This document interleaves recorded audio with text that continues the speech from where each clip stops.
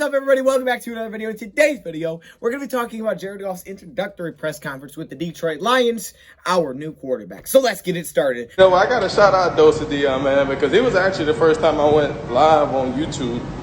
And, you know, guys don't know DoseOfDion. He put out a lot of good content for the Detroit Lions.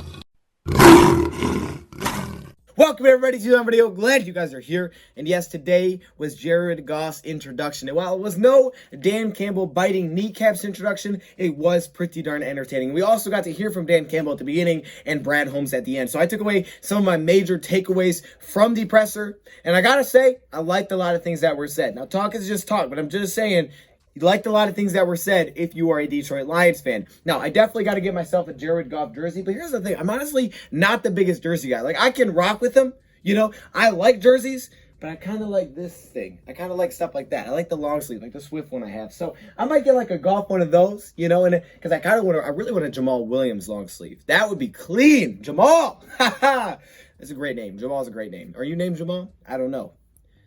Whoa, Jamal. Calm down, Jamal. Y'all know. Today, we're going to be talking about this Jared Goff presser, but I first want to start off with Dan Campbell said first before he introduced Jared Goff. Now, he touched on some of the signings that they have made, players that they have brought in. They really didn't touch on the guys they lost, but they brought up the guys that they brought in. And he said, basically, they all have the same thing. They all have grit. You know, they all have football grit, physically and also mentally. Romeo, he said he brings the pass rush, high fashion player. Now, I don't know if he's talking about because he likes to dress up. You know, hey, Romeo Okwara does got some style. I can't lie. I mean, he don't got my style.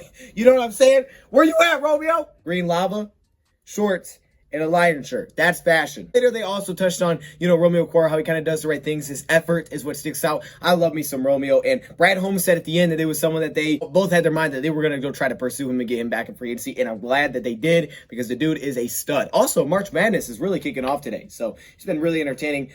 I'm sorry, Michigan State fans out there. That was a heck of a game, though. Woo! That thing went down to the wire, baby. That was overtime. Let's get back on topic, though. He also touched on some of the other signings, including Jalen Reeves-Maybin. He said Jalen Reeves-Maybin is a versatile player, you know, that has football intangibles that they like. Clearly, that was a very cheap deal for the Detroit Lions this season, not taking on much of a cap hit whatsoever, just under $1.2 million for this season. So that's a great deal for Detroit. And, of course, you know, he could add some depth, but potentially get a bigger role here now. He also brought up Terrell Williams, the receiver that we signed from the Raiders. He brought up, who also played with Anthony Lynn in the past. He brought up Terrell Williams saying he's kind of a quiet guy, you know. He's kind of, you know, quiet. He's kind of to himself, but he's ultra competitive. Okay, you love to hear that. It's always okay to be a little quiet. You don't need to be outspoken. Everybody has to be loud, but competitiveness is important. And, of course, he brought up Josh Hill, who he said is his guy. There's a role for him. He fits the mold. But basically, I mean, all these guys have grit. But then he introduced his guy, and this guy is Jared Goff. And clearly, the Lions like this guy. Like, if you just listen to how they talk about him, they like Jared Goff. He brought up three things that he liked about Jared Goff. Number one is toughness. Number two, he's durable. And number three, he's a proven winner. Love what he said about receivers, and I think I actually saved a clip from it. I thought it was awesome. I absolutely loved it because this is something that, you know, I've always heard is that, hey, as a receiver, right, you touch the ball, you got to catch it. That's your job. And he said, look, you know, we don't need him to be anything but the quarterback. You get the ball out there, you give your receivers an opportunity. But it's the receiver's job to get some separation. And he said it pretty assertive. Get the separation.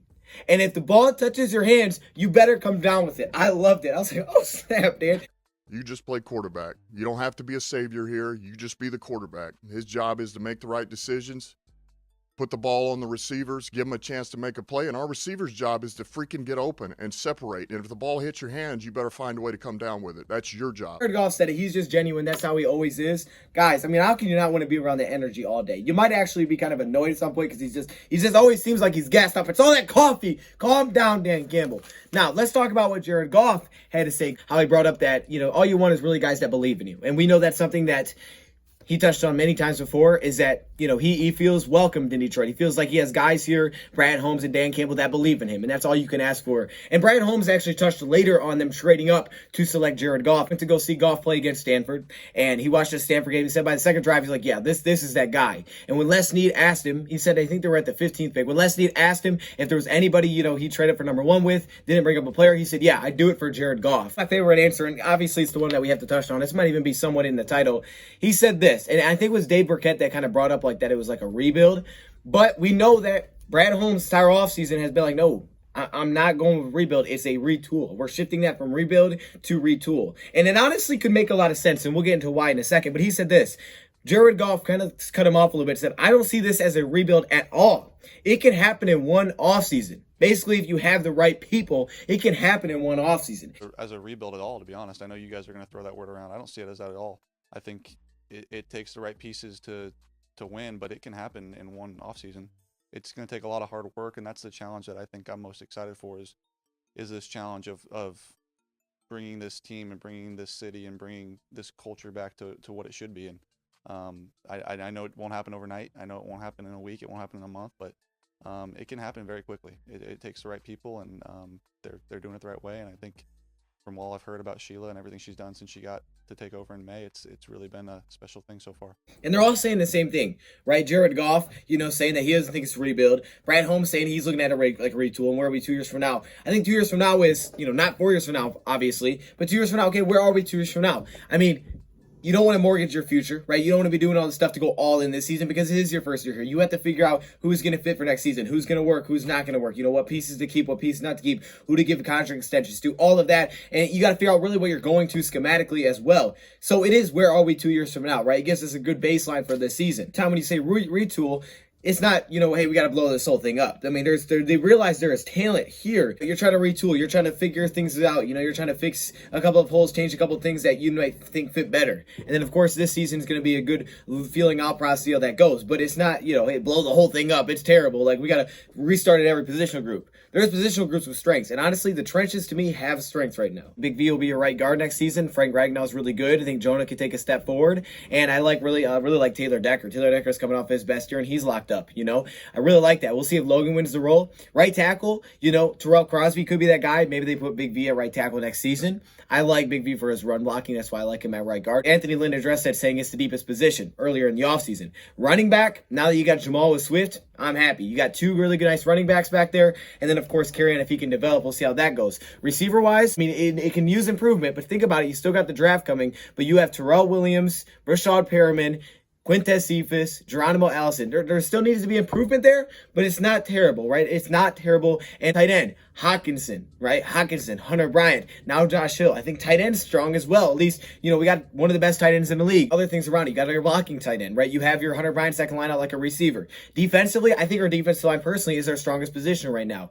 Romeo coming back. I think John Pennicini is really nice. You kept Nick Williams, Deshaun Hand. You add Michael Brockers, right? You have Trey Flowers, who's a stud. He's getting paid a lot, but he is still a beast. And you look behind it, Jayshon Cornell's coming back, and he'll be healthy next season, right?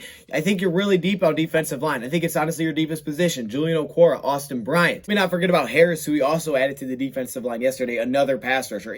Linebacker, that one's up for debate. Regardless, the Lions have a little bit of talent there. They have Jamie, who's, kind of your cornerstone for now as they restructured his contract. There's questions outside of Jamie Collins, no doubt about it, but you at least have one good linebacker. Cornerbacks, really the defense is the linebackers and the back end need to develop. I mean, that's what it is. You have Okuda, you have Omani, you have the Tracy Walkers, Will Harris. These guys need to really develop, and that's where I expect the Lions to add pieces, especially in the draft, because you think about Aaron Glenn, you think about Aubrey Pleasant, what they've done with young guys, how they develop them. I think that's what the Lions are going to look to do. Guys that have secondary backgrounds, they're going to try to develop some young players and keep them as foundational players. Great punter. You have a new kicker now. I think there's a lot of things you can build off here, and of course you have a quarterback. You have a quarterback that you believe in, most importantly. Not just a quarterback, but someone that everybody believes in on this staff, and someone that you liked even when he came out of the draft, and now you welcome into a new organization where he has a fresh start. There are pieces. The back end needs to improve, but with new coaching it could. And I saw a lot of flashes in Okuda's potential last season. I know he wasn't the best, but I saw a lot of flashes. I've watched a lot of his games,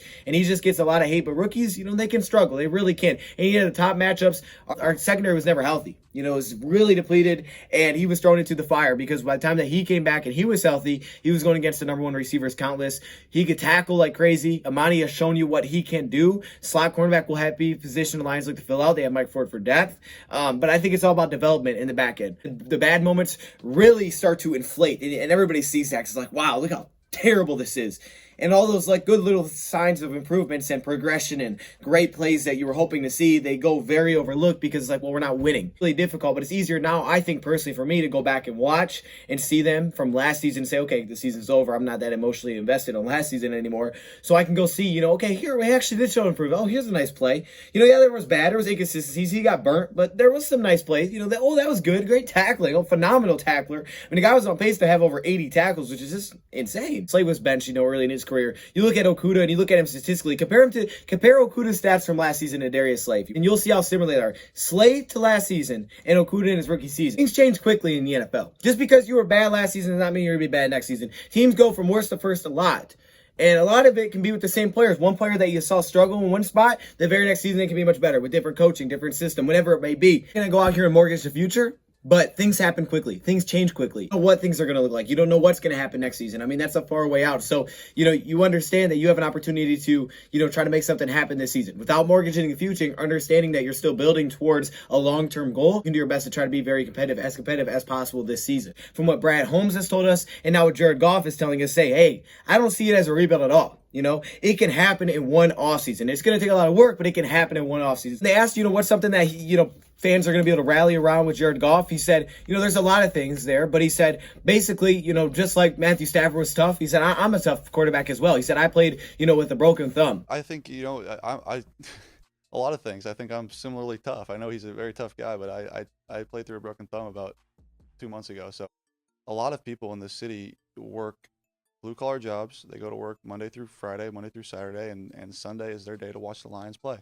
And I plan to make that a good day for them. He was asked about moving from Detroit because, look, this guy's played in really California his whole life, right? He played there at college. He played there at the NFL level with the Rams. And now here he is in Detroit. Change that I needed. It was ultimately a change that I needed. He loves that it's a sports town, that all the arenas are on the same block. Until recently, and being down there and seeing, the stadiums are all on the same block and everything's really close. And it is a sports town. And being able to play in a sports town is special. He's asked about what happened and what went down in the offseason because we know the Rams just kind of went a different direction. He said, I was, disappointed for about 2 minutes. For about 2 minutes, I was disappointed. And then I got on the phone with the Detroit Lions, Dan Campbell, Brad Holmes. He said it was basically a breath of fresh air. He said, this is where I'm supposed to be. I was disappointed for 2 minutes. And then I spoke to these guys on the phone, and it was like a breath of fresh air.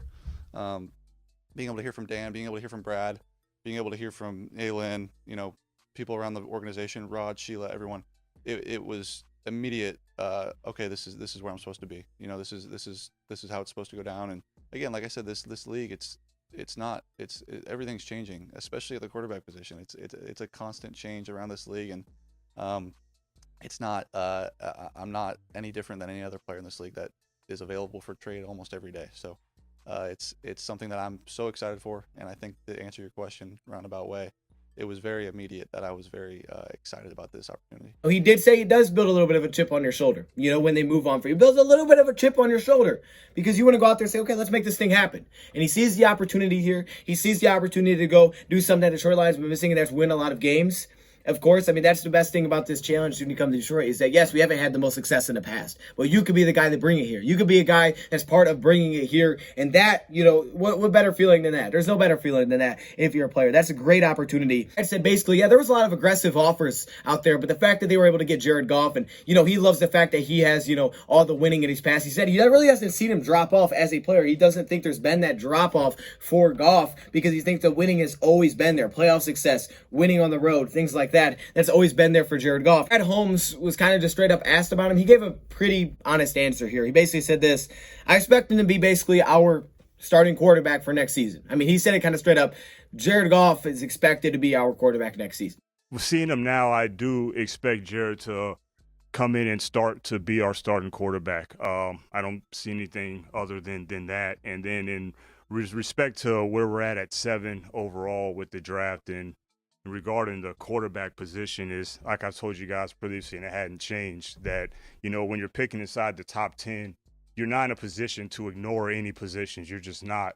So, the quarterback position is very important. And if the value's there and if the right guy's there, then, he'd be in heavy consideration if the right players are and the values there. So if there are any questions out there, it's pretty clear that Goff is going to be the quarterback for the Lions at least next season. But when he was asked about restructuring, he said he wouldn't do anything that could hurt the Lions in the future. But of course, he really didn't give us much of an answer. There was a lot of things that he didn't give an answer on. Someone asked him who we were going to take with the 7th pick.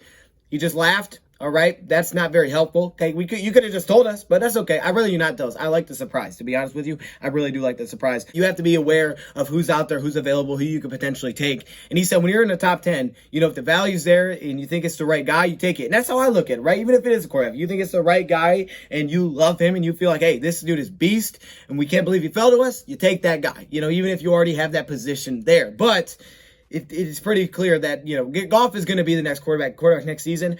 I'm not trying to speculate. To me, it doesn't sound like we're drafting a quarterback at 7, but we'll see. Again, he said the value was there. He would take one. Regardless, though, definitely they like Jared Goff. They're excited about Goff, Campbell, Brad Holmes. There's a clear belief in Goff. I mean, it just doesn't waver whatsoever. They really are excited about this guy. And Goff acknowledges that. He knows they're excited. And Goff is excited for this opportunity. It's a great opportunity for him. It was a kind of a rough ending with the LA Rams where they had good moments, but it was a rough ending. And like you said, he puts a little bit of a chip on his shoulder. So it's an opportunity for him to kind of get back at it and be like, okay, all right, let me go do my thing now.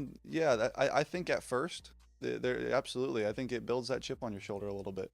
I won't lie about that. There is that little extra motivation and chip that you do feel. And, I am so thankful for all my time there, but yeah, you do feel that. You do feel, a little bit of, okay, like, let's see what we can do now. Let me go do my thing. Their scheme fits, getting guys in the right position, players that believe in themselves, players with this confidence. You got some of these young guys coming back. You got more health. You were injured like crazy last season. Things can improve very quickly. Things can change very quickly, and you just never know. And I think Brad Holmes has made it clear saying that, hey, this is a retool, not a rebuild, because the pressure's on. As soon as you step in that building, regardless of the situation that this team is in, the pressure is going to be on. It isn't to say that, okay, if you don't make the playoffs or you don't win the division, you got to fire them. No, you don't want to fire them. We need to build something here, right? We need consistency from the top, and we need to continue to have that building. We need to continue to see improvement, right? We need some foundation here. And these are the guys that you went out and hired. You believed in them. So yes, there's going to be bumps to roll. There's going to be struggles. This team is clearly a really bad team last season. And, there's a lot of things that you have to fix. Jared Goff is tied for the 5th highest contract for 2021. 5th highest in the league.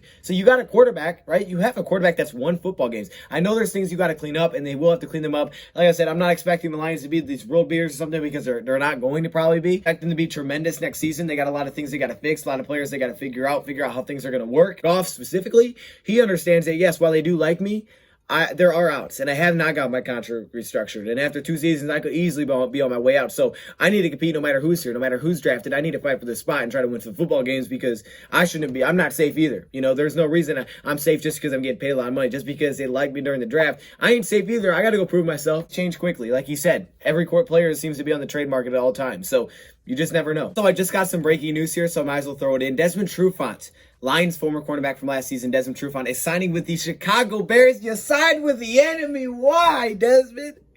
Really? Come on, man. All right.